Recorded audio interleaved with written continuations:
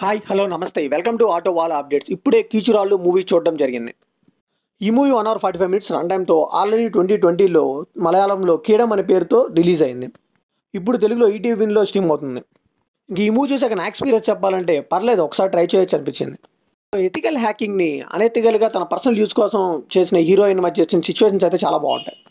ఇంకా కొన్ని సీన్స్ అయితే అన్కన్విన్సింగ్గా అనిపించాయి, కొన్ని సీన్స్ అయితే చాలా సింపుల్గా అనిపించాయి. సో హైలైట్స్ ఏమి ఉండవండి, జస్ట్ యావరేజ్ ఫిల్మ్ అని చెప్పాలంతే. ఫ్యామిలీతో చూడొచ్చా అంటే జస్ట్ చూడొచ్చు, అల్లరి కంటెంట్ ఏం లేదు. ఈ మూవీ బేసిక్ స్టోరీలు ఏంటంటే సైబర్ సెక్యూరిటీ ఎక్స్పర్ట్గా ఉన్న రాధిక అలియాస్ హీరోయిన్కి కొంతమంది రౌడీలతో ప్రాబ్లం వస్తుంది.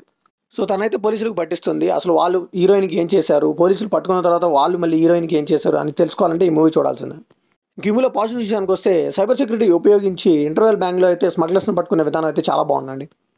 అండ్ వాళ్ళకైతే లేకుండా వాళ్ళ దండాలన్నింటినీ ఎక్స్పోజ్ చేయడం పోలీసులకి, ఆ సీన్స్ కూడా చాలా బాగున్నాయి. స్టార్టింగ్లో హీరోయిన్ మీద వచ్చే క్యారెక్టరైజేషన్ సీన్స్ కానీ అవన్నీ చాలా హైలైట్గా నిలిచాయి. ఇంకా హీరోయిన్ రజ్య విజయన్ గారి పర్ఫార్మెన్స్ కూడా చాలా బాగుందండి. వీడి పర్ఫార్మెన్స్తోనే చాలా సీన్స్ అయితే ఎలివేట్ అయ్యని చెప్పాలి. ఇంకా బీజిఎం డబ్బింగ్ అయితే ఓకేగా అనిపించాయి. అండ్ సినిమాటోగ్రఫీ అయితే చాలా బాగుంది విజువల్స్ పరంగా.